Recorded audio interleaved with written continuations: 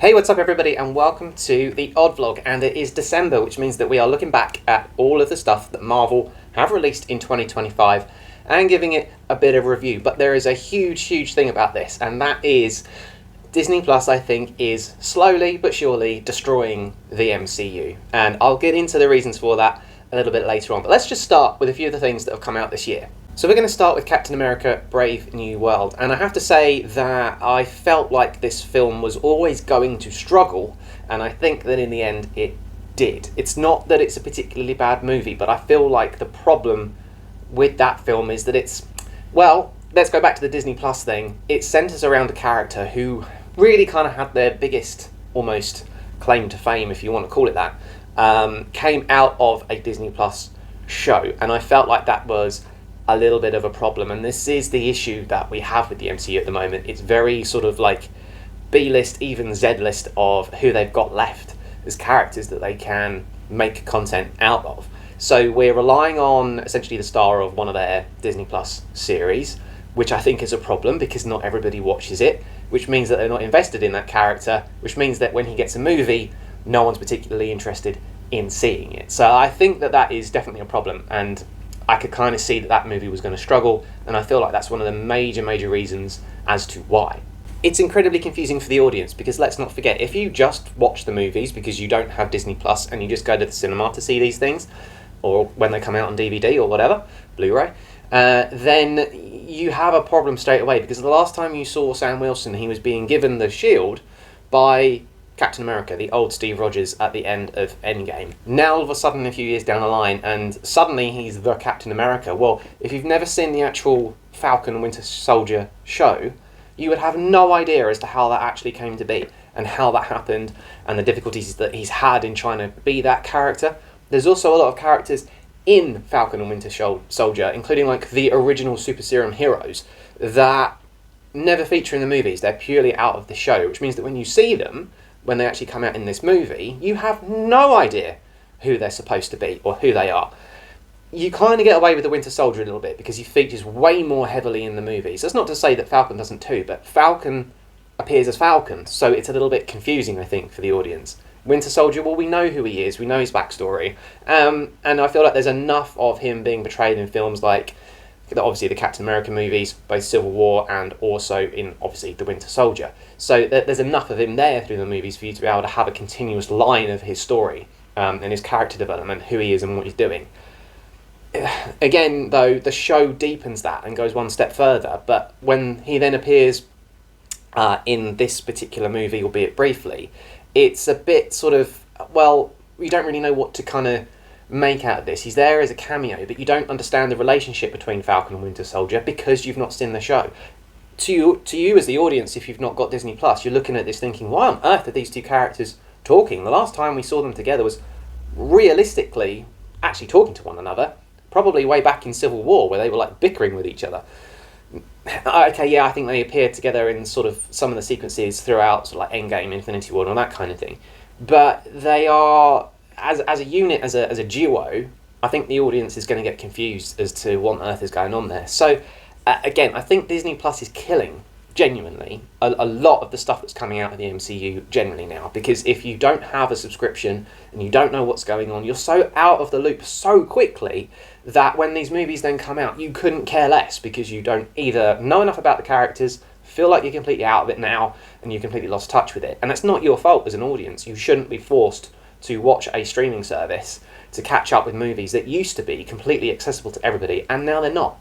Add into that, you then get the Red Hulk, which, again, I mean, let's be honest, all of these characters are comic characters, they are comic accurate, but it's really, again, I think just a little bit of confusion for a casual Marvel audience that isn't so enriched in comic book lore, that now all of a sudden you've got another Hulk who's red, and it's kind of not really making a lot of sense. I think there's obviously a continuity error because well, not an error, but an issue, because the character is portrayed by a completely different person in Thunderbolt Ross as opposed to way back when obviously it was played by a different actor before he passed away. Now you've got Harrison Ford who comes in, who, yeah, okay, does a fine job in terms of portraying that character, but again, if you're not like really paying attention to actually know who he's supposed to be playing. You don't understand the relationship between stuff that's been going on in the past, how he came to become the Red Hulk, how that all happened, who the other characters are. I mean, you're going all the way back to the Incredible Hulk, way back when. And it's sort of just, I think, really disjointed, and it just highlights a major problem with the MCU. A, because of the Disney Plus issue, but also B, and kind of importantly, is that it has dragged on for so long now that you've got different actors naturally coming in to play different roles, which just causes even more confusion. And again, we're scraping the bottom of the barrel of characters, because a lot of like the major, huge, important ones that were there in the Infinity Saga, they've all gone now, and what we've got left are characters that people are just not invested in. So Captain America: A Brave New World, it's not a bad movie. I can't say it's even disappointing as a movie, but it naturally doesn't perform well, doesn't hit all of the notes, and I think leaves a lot lacking, and it really highlights a lot of the problems that the MCU has now. So that one as a start, not a great way to kick off the year. It's not the fault of the actors, it's not even the fault of the script, it's just the general MCU problem that we've got at the moment. The Thunderbolts has a lot of the same problems. We are dealing predominantly with characters, not all, but quite a few, that come out of the Disney Plus shows. Not necessarily Yelena, she's in the Black Widow movie, of course, so we already have kind of like her backstory, but where it progresses is when you get into things like the Hawkeye series, for example, where she was a massive character in that. And then you get, obviously, the Red Guardian in there as a massive kind of comic relief character. He's just predominantly there for the laughs, really, let's be honest. But then you get like the Captain America in that, who's obviously not Captain America. I think US Agent is actually his call sign, but it's, again, like, you don't understand who he is if you've never seen that show. We're still going back to the Falcon and Winter Soldier show with that. So again, he's another character that if you don't have Disney Plus, you've got no idea who he is, so why would you be invested in that character? You've got Ghost in there, who obviously comes out of the Ant-Man movies. I think Ant-Man and the Wasp, I could be wrong. But it's, again, Z-list character. Like, why would anybody care? But I think it works a little bit better in this, because it sort of plays into the storyline that you are dealing with who's left after all of like the main Avengers roster has gone away. So it makes more sense, and it's more story driven on that basis. Like, you understand these are the characters that are just left behind, picking up the pieces of what's there. And they even kind of joke about that as they go through it, calling themselves like the New Avengers, for example, because that's all that's left. It makes more sense to an audience. But having said that, you've still got the slight problem of, well, I don't know who these people are. You also have Taskmaster in it, but she's in it for about 5 minutes. So again, a completely wasted character, and a massive shame, because that character was so done dirty by the Black Widow movie that you had a real opportunity to try to actually launch that character off and do something really good with it. And again, you can kill her off after like 5-10 minutes. So it's a complete waste, absolute waste. It's carried predominantly by Winter Soldier, again, who comes in this, but he's got the gravity of being a character that we know, and he goes back to the Infinity Saga, and obviously Yelena as basically the main character in this. We're also having to deal with a new character on top of all of that, with Sentry, who I think will probably confuse some of the audience, if not a lot of them, purely because he is a little bit difficult to understand, and you kind of see that in the movie as it plays out. He's basically like a dual character with a split personality, effectively. There's two parts of him, but you kind of have to figure that out as the audience, and you can, but it just is a little bit of work. So, you're dealing with a new character that doesn't make a lot of easy sense. Characters that are bottom of the barrel, characters that are just comic relief, characters that come out of Disney Plus shows. And again, you've only really got one or two that I feel like actually kind of can carry that movie, be it Winter Soldier and Yelena. So I felt like this movie was going to struggle. Actually, I think it does really well, but it does really well because of one main thing, in my opinion, and that's because it's actually a little bit darker. It has quite a dark tone to it. Yelena struggling with the loss of her sister, Red Guardian also struggling with the loss of his daughter, same character. So, you've got that, there's a real grief element to the story, and almost characters that are dealing with a lot of loneliness and a lot of separation, and I feel like it is a lot more relatable because of those dark undertones, particularly when Sentry goes bad and becomes the Void, or whatever he's called. There's a lot of moments in there where characters are kind of like self-reflecting, and it's actually quite, it's not morbid, but it's hitting tones that I think a lot of people can resonate with. And realistically, the Captain America Brave New World does not have that kind of undertone. It does not carry that emotional weight, like, at all. So Thunderbolts, I think, does a lot better, mostly because of that. I think it's a lot more sort of character story driven, dealing with emotions that are actually a little bit more relatable. Obviously, they're slightly, we're dealing with superheroes still, so it's obviously a little bit out there. But you've still got those real human elements of grief and loss and loneliness. And I think that massively appeals to a huge chunk of the audience that can get it.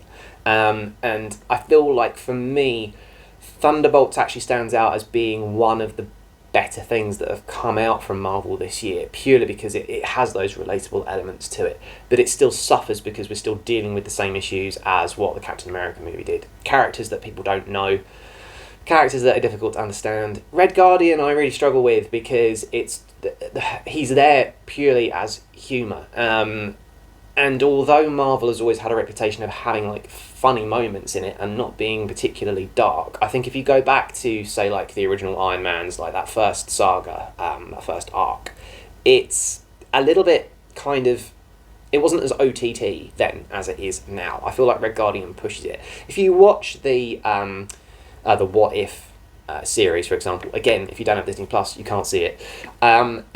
It's really heavy in that, the humour, way too much personally for me to be able to enjoy it, and it just becomes a bit cringy after a while because it's really hard to invest in characters that are just there for comic relief, particularly in a movie where you're dealing with quite dark, serious messages, really, and emotions that people can relate to. So there's a lot going on in Thunderbolts that kind of made me feel like it should struggle, but actually it kind of works, but it's purely because of that relatability, in my opinion. So Thunderbolts, I think, actually comes out this year doing pretty well, and I'm quite pleased because as somebody who does know the characters, I was quite happy with how they were portrayed, except, as I say, Red Guardian was a little bit too much on the humour, and you killed Taskmaster after 10 minutes, so that was massively disappointing.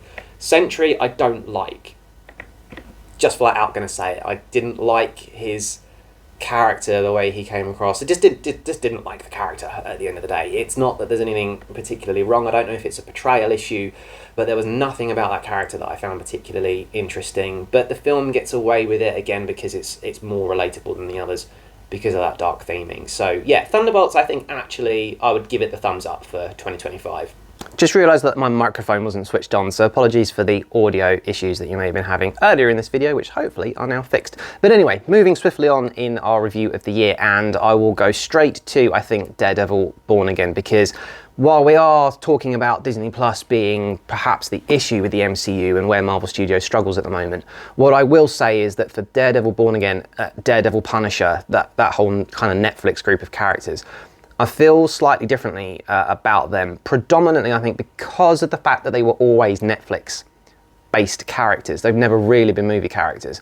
What we're dealing with are characters that are sort of separated out from anything in the movies. So we're already used to seeing them in a different context. They don't appear in like the main movies, although I suspect that they probably will come like the next Spider-Man and Avengers stuff and all that kind of thing, because they're now on Disney Plus. But I think we're able to kind of separate Daredevil and Punisher out from the issues in terms of the MCU and where it's at, purely because if you're going to watch it, you're watching it already. Does that make sense? I don't know. What I'm basically trying to say is that if you are already subscribed, you are already watching Daredevil. If you don't have a subscription on there, you've probably never seen it anyway, so you wouldn't really care. And he's not affecting what's happening in movies, therefore it doesn't really matter. So I think basically on that kind of premise, I don't think that Daredevil being on Disney Plus is an issue. I personally would rather it was still on Netflix, simply because I think it would be maybe a little bit darker. They do quite well of actually allowing these things to be dark while still appearing on Disney. So it kind of doesn't have too much of a problem. But having said that, I do think that there are times where I wonder maybe they would have gone in a slightly different direction had it not been Disney-fied. I don't know, because it almost felt like a bit of a reboot. I mean, for example, if you go, I won't go massively into detail about Daredevil because I did a whole series about reviewing each episode, but if you look at little subtle changes that were in the show, for example, the opening credit scene is different, the music is different, they do pick up on the storyline, but there's just a slightly different feel to it, and that's why it's called Born Again, is that it's actually a kind of reboot. It's not, and it is. It's really hard to explain, but it's basically the moment where it became a Disney thing and not a Netflix thing, and that's fine, but it did feel different to me, and I missed certain elements of what it had on Netflix, predominantly things like the theme tune and the music in the intro and things like that. So it just felt a little bit different. Overall, it didn't really do any harm, and the thing that worries me so much with the Daredevil series and the upcoming Punisher series in particular is that it feels almost like damage limitations, like we're actually trying to see how badly Disney mess it up. They just, and I mean just, got away with it when they put Daredevil in the She-Hulk series, and I'm talking like it really is damage limitations. Like I thank the gods that it didn't get any worse in terms of what they did to Matt Murdock. So they kind of got away with it. They were able to then do the Born Again series. I think it is a fantastic series. It is phenomenal. The artistry that goes into actually making that is superb. In one of the episodes, and I forget which, their use of lighting is brilliant. And it's such a stupid, simple thing. I talk about lighting, but it makes a huge difference cinematically, and it engages you in the character and what they're experiencing. It really portrays the characters particularly well, and it's grittier than everything else in the MCU still, even though it's a Disney thing now. It has those darker moments, the brutal fight scenes, just the epic action, and characters that are not so overloaded with superpowers that it becomes unrealistic. And there's also what I prefer in terms of humour is that it's kind of dark humour, and they don't shove it in your face all the way through, as opposed to the exact opposite where you have, say, like Thor Love and Thunder. I hate that movie with everything I've got because it is just an absolute joke. Now you've got Daredevil is the exact opposite of that, and the reason why I love it. It has the darkness, it has humour, but it does it in a way that's subtle.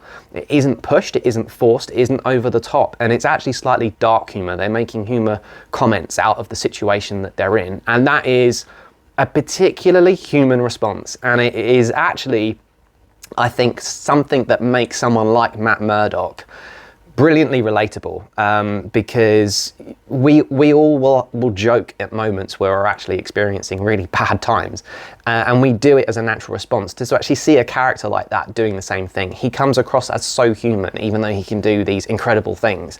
So that kind of sort of relatability, I think, makes it very grounded, as well as it being like a street level hero, you know, a lawyer by day, superhero by night.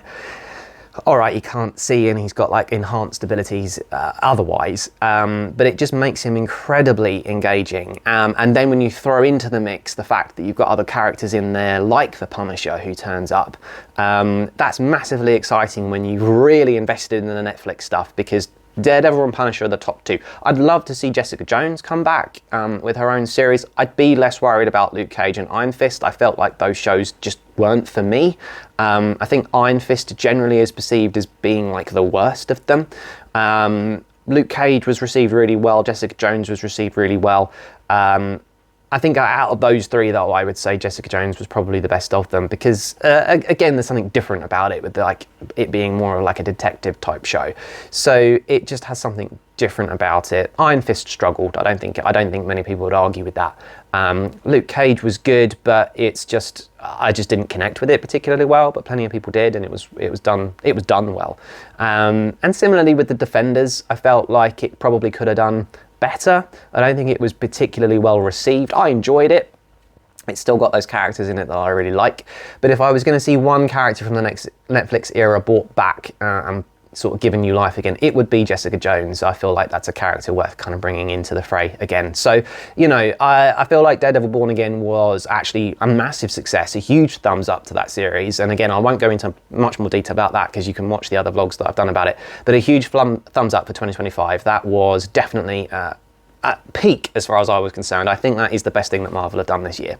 So going back to the movies that came out this year, and obviously Fantastic Four was one of the biggest and probably most anticipated movies that have come out in Marvel for quite some time. Certainly a lot more so than Captain America and a lot more so than Thunderbolts. Fantastic Four First Steps is unquestionably one of the most anticipated things in Marvel, not because there's already been Fantastic Four movies, but simply because it's one of the most beloved kind of elements of the franchise. Fantastic Four has always been one of like its flagship entries in terms of comic books, and certainly I felt like there was a lot of pressure to deliver on this movie in particular, where you've got Captain America Brave New World, which is a whole different Captain America to what we're used to, where you've got Thunderbolts, where it's a lot of kind of like B-list characters and stuff, and both of those movies suffer because they're obviously coming off the back of shows predominantly that people can't watch, or not everybody will watch. You've now got a movie that brings in a whole new set of superheroes, which means that as an audience, you can kind of relate to it a little bit better than the other things because you've got no context, you've got no backstory, you're not missing anything because you don't necessarily have Disney Plus to watch. So this being a brand new thing was, I think, a credit really to it. I think it's part of the reason why it did really well.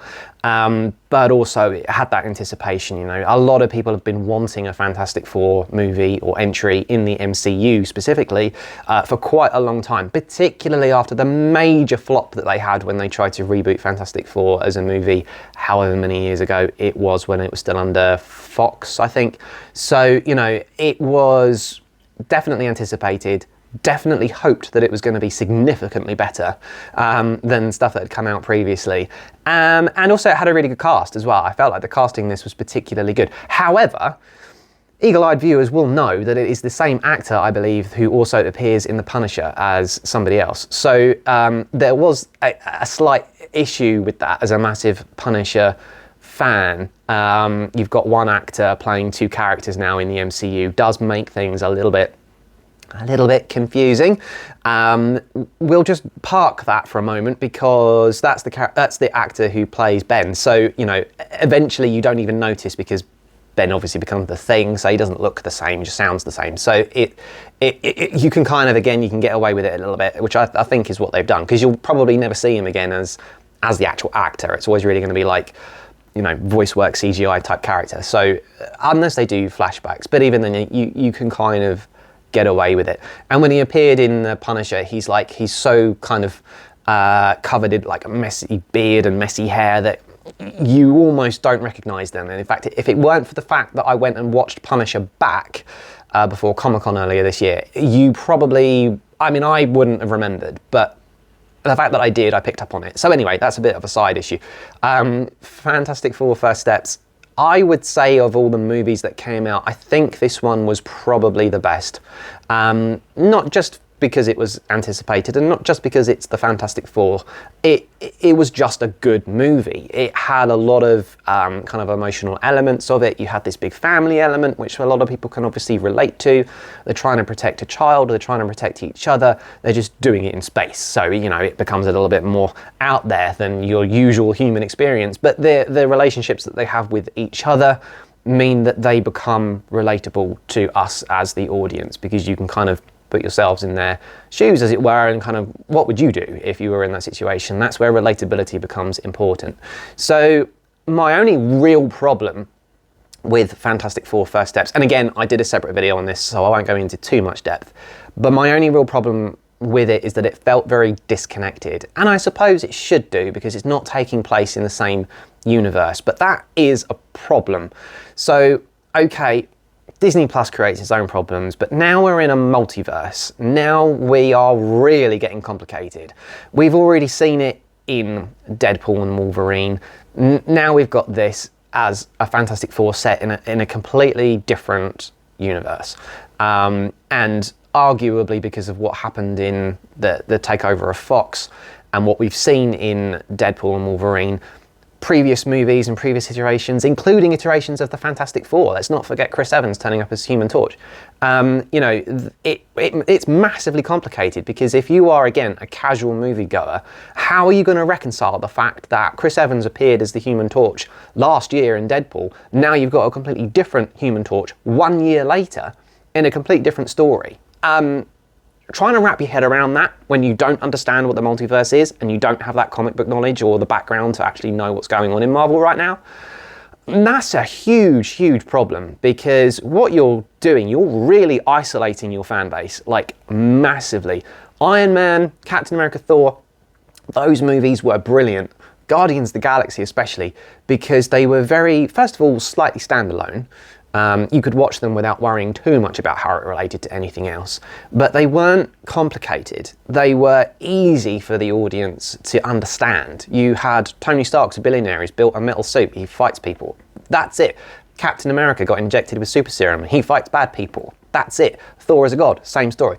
But now, now you've got characters who don't intermingle with anything else, conflict with what we've seen before. Because they're in a different universe, it makes it much more difficult to understand. So I feel like this is a huge problem for the MCU. The multiverse makes things very difficult for casual viewers to, first of all, to comprehend, but it also takes away a lot of emotional impact, because now, of course, somewhere out there, as we know from What If, we know there's another Black Widow out there. So why does her death in Endgame matter? It now doesn't. It just doesn't. Same with Tony Stark. He still exists in a different universe. So why should we care now that he gets killed in Endgame? This creates a problem, because now that relatability issue, well, how can we relate to that? We can't, because you start getting into a massive, massive mind mess up, because how are you supposed to correlate with, well, do I exist in a different universe? Does it matter if someone that I care about dies because actually they're alive somewhere else? It just really messes things up. And when you wonder why Marvel movies don't perform now as well as they did like 10 years ago, 5 years ago, this is the reason why. It is so messy. If you are a massive, massive Marvel fan, like super into Marvel, comics, MCU, Marvel Studios, the shows, the whole lot, then you're going to love it, okay? That's the thing though. We are targeting that audience now so heavily and so hard that everybody else who would just casually go and watch films that boost its numbers, sell tickets, make it accessible to everybody, turn it into a blockbuster, well, we're struggling with that now, and this is the problem, because the more that happens, the less Disney are going to want to make this stuff, because it's super expensive to go through those effects. It's super expensive, massive budgets to make these kinds of movies, even the shows to some extent, where you're not going to get the payback. So I fear for what happens to the MCU going forward, and I wonder, we obviously have an arc going on at the moment. We've got the whole Doomsday thing coming up soon. I'll get onto him in a minute. And then other Avengers movies after that. I worry that that is going to be the final kind of end for Marvel. Certainly I think in terms of its theatrical releases. I just can't see them sustaining it much longer, because you're going to run out of characters. But also, if you're going to run out of characters because you kill them off, but then you bring them back in other universes, no one's going to care. You've isolated your audience away from being able to A, understand it, B, relate it to your actual human experience, and also it's just incredibly messy, and it's just, there's no reason for the audience to care anymore, and I think that's kind of the point. So yes, Fantastic Four was really good. Yes, I enjoyed it. Yes, I think it was the best movie that came out this year, and I would give it a thumbs up for 2025. But everything that's come out this year that I think is good has really highlighted the issues that are existing in Marvel. So let's get to the big one. So I touched on this obviously earlier, but the main point, and inevitably the title of this video as well, is that Disney Plus is killing the MCU. It's destroying the MCU.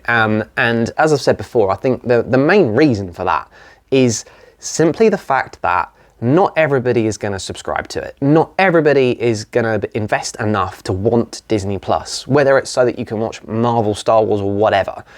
I don't think that it is a good idea to take something that you want to perform so well in the cinema but tie your stories into TV shows that rely on subscriptions.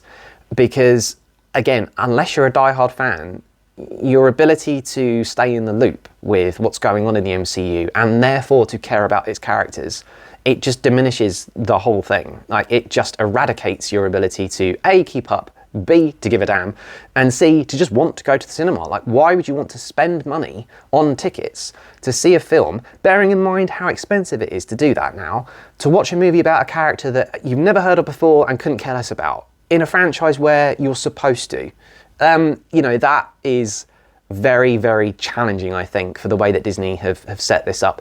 So my personal take is, movies fine, stop doing Disney Plus shows, and if you're going to do them like Daredevil, where they are completely isolated away from what's happening in the movie world, okay? So you can solve the problem simply by keeping them apart. I felt like The Marvels is a good example of this, because that suffers from the same issue. Ms. Marvel turns up in that. If you haven't seen the show, you will have no idea who that person is. Same with Monica Rambeau. She's in that. You don't know who the hell she's supposed to be. So you've got 3 main characters in that movie, 2 of which come out of a show that if you've never seen before, why would you go to the cinema to watch that? You're not going to know who they are. You're not going to understand it. You're not going to be able to relate to it. And this is where Marvel is slipping so badly. And it's not Marvel Studios' fault. They're just trying to do what they do, which is make stuff. It's going on Disney Plus, which is the problem. And I feel the only real way forward is, as I say, you've got to separate out those two. You've got to have Marvel Television, which I think is a thing, and you've got to have the Marvel Cinematic Universe, which I think is a thing. But you start messing them up and sort of melding them together and blending them, that's where inevitably we've now got problems. And that is why nothing that's come out this year has performed particularly well, box office wise. Thunderbolts and Fantastic Four did maybe a little bit better of some stuff that's come out recently, but they still highlight a problem. Now, just to emphasise that problem, you will notice that there is a significant amount of Marvel content that I have not talked about that's come out in 2025, and that is things like, for example, the Ironheart series, the What If series, and the reason for that is simply because I haven't watched them, because at this exact moment in time, I don't have Disney Plus, and I can't really say I'm not interested in getting it. The difficulty for me is that you're already paying out for Netflix. If you want to have YouTube Premium, you've got to pay out for that. There's so many different platforms. Disney Plus, for me, is only ever going to be there for what's on in terms of Marvel and Star Wars. Those are like the 2 main things for me, with maybe a little bit of Disney content thrown in. But, you know, you're putting it behind a paywall, making it very difficult, making it completely inaccessible, when I've still got to go and buy tickets to go and see the stuff that comes out in the cinema.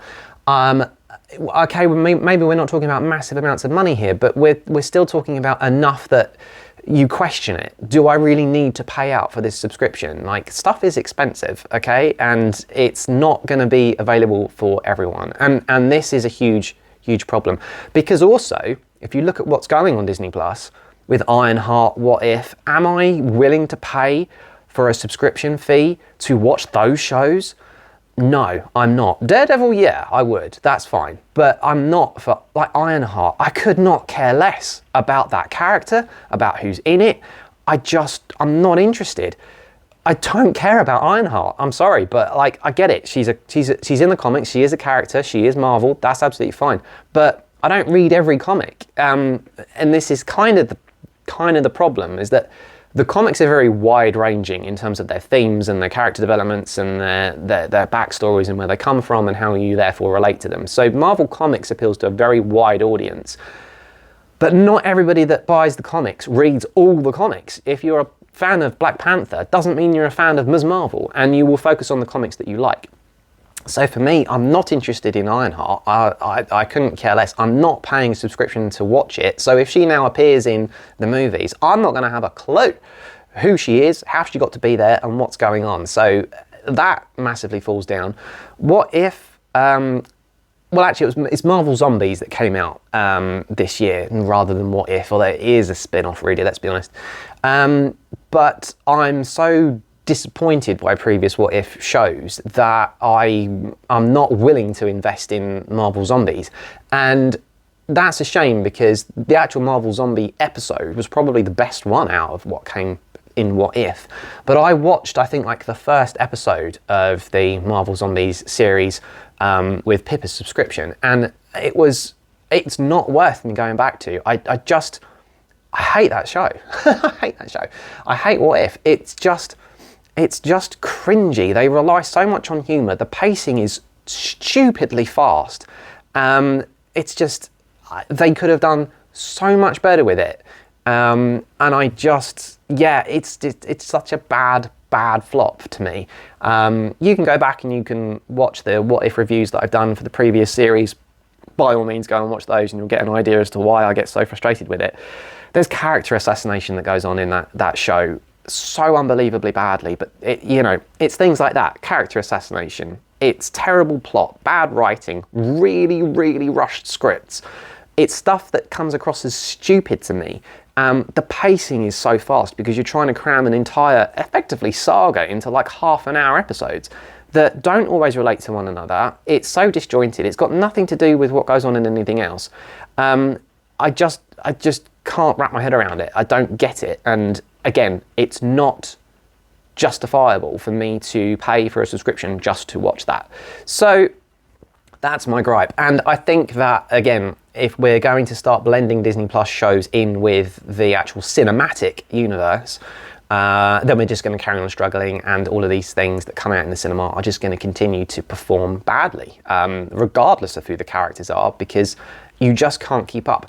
I've got no idea what happens in Ironheart, and I've got no idea what happens in Marvel Zombies. So if any of that gets related into what comes out in the cinema over the next couple of years, I'm not going to have a clue. And I'm a Marvel fan, so it's like the rest of the audience that goes to see these movies, I think, are just going to struggle. And unfortunately, 2025, in terms of what's come out, I would say it's been, from what I've seen, a good year. Daredevil stands out, I think, as being just epically brilliant. Daredevil Born Again, for sure, was the highlight of my year in terms of Marvel stuff. And again, I think, I would say Thunderbolts and Fantastic Four do deserve a thumbs up. Captain America Brave New World, I'm sorry, but no, it just failed where it was always going to fail. And everything else that came out, I just couldn't be bothered. I just did not consider it worth my time. So with that said, and on that terrible disappointment, please leave a comment. I'd love to get some more thoughts on this, because this is just my brain going off on one. But if you've got a comment, if you want to leave a like, let me know what your thoughts. I'd love to kind of expand on this and see what other people think. So with that said, and on that terrible disappointment, it is time to end. So thank you very much for watching and or listening, if you're listening on YouTube Music and potentially Spotify in the near future.